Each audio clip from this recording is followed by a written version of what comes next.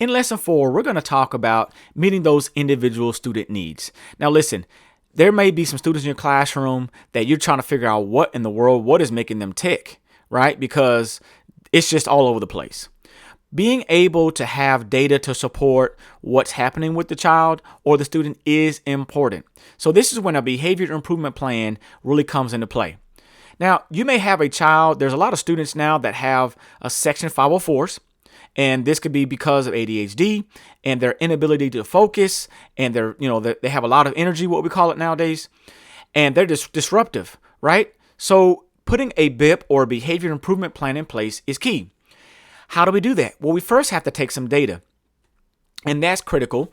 And so we want to gather what we call the ABCs, all right, or the function of behavior.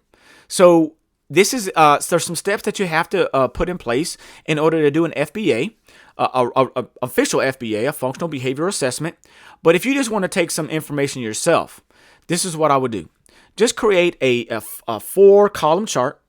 Create the A, which is called the antecedent, B, which is the behavior, and C, the consequence, what happened. And then maybe write little notes, all right? And then I want you to keep that data, and I want you to track it. Because really, at the end, there's only 4 things that students are communicating to us.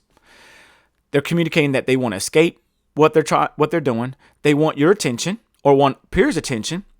They continually have to mess with things, and so there's a lot of tangible aspects of what they're doing.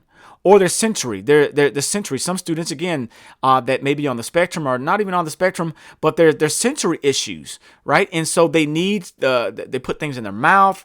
Like they could put pencils in their mouth, chew up these erasers and things. There's a lot of things that we see now that's happening more frequently in the general classroom that we have to be able to kind of get a hold of. Right? So again, I want you to just create a chart that you can start tracking the data. When is that student blurred out? Right? When is that student disruptive? Because you'll start to see there's a pattern. Again, if you have a student all day, you start to see, it's 10 to 11 o'clock when we're doing reading, or it's right after lunch. Or if you have them for an hour, maybe it's the first part of class. So you might say, after they get in class and get settled, they're fine. But data will show why that happens. I want to show you some data here about tracking data. Now, this is a student, again, this is back several years ago, but this is key point here, is that when you start to track data, it's going to get worse before it gets better. So for this child, we started working for this, putting some interventions in place for the student being disruptive. And as you can see there, that the student, was not responding. Now, normally our typical average is 80%. We want a student to be able to reach 80% of our points. But we had to make this point level only 60%. Again, you might say, well, that shouldn't happen. That student should be able to attend to 80%. Listen, again, this is about individual needs. Some need more than others. And as you can see throughout this 3-week period, the student started to accelerate. The reason why, you all, is that we were consistent in providing the intervention. The first couple of weeks, the first couple of days, it's not going to work. And people are going to get frustrated. Oh my goodness, it's not working. But you have to hold on. You have to be consistent. And you still have to hold that child accountable through the support. And it's going to get better. And we saw that child got better.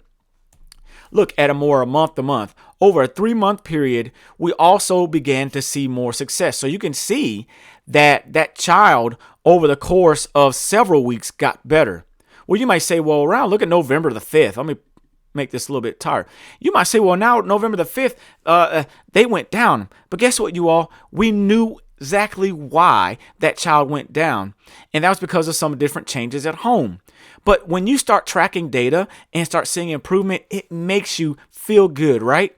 And even when they go down, again, nothing's perfect, but we know exactly what happened and we made some things happen. And data was the thing that really helped. And that specific data, meeting that individual student's need, made all the difference. Listen, I want you to, just a quick activity. Here, imagine you had this child. Maybe it's the beginning of the year or this child is just transferred into your classroom. And this is what you heard on the hallway or heard about this child. We'll call him AC Slater. Let's say he's in the 6th grade. He had 28 referrals, and the teacher shouldn't have told you this, but this is what they said.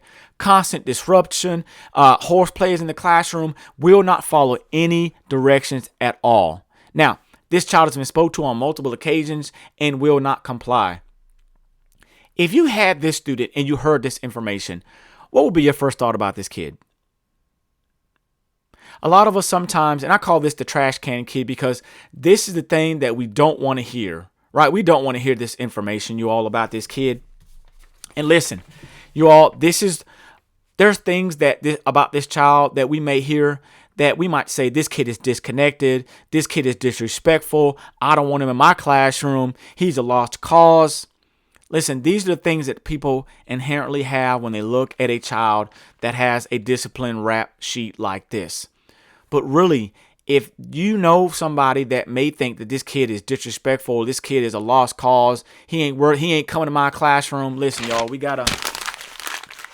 have to crumble that thought up, and we have to throw it away. We have to throw our preconceived notions about children or about students in our classroom that come in. Even if they are showing these behaviors, we have to do our best to try to show them that I care for you. And just like I said in the first sessions about how we have to believe in students and give them those high positive expectations, you have the ability to change a child's life, a student's life, and we can do it by not, if you do have a student like this, it's always that teacher that disregarded this information in the way of it becoming an overreaction where they didn't want to help them. For a child that's been through a whole lot and you connect with them, it's you that can make that difference.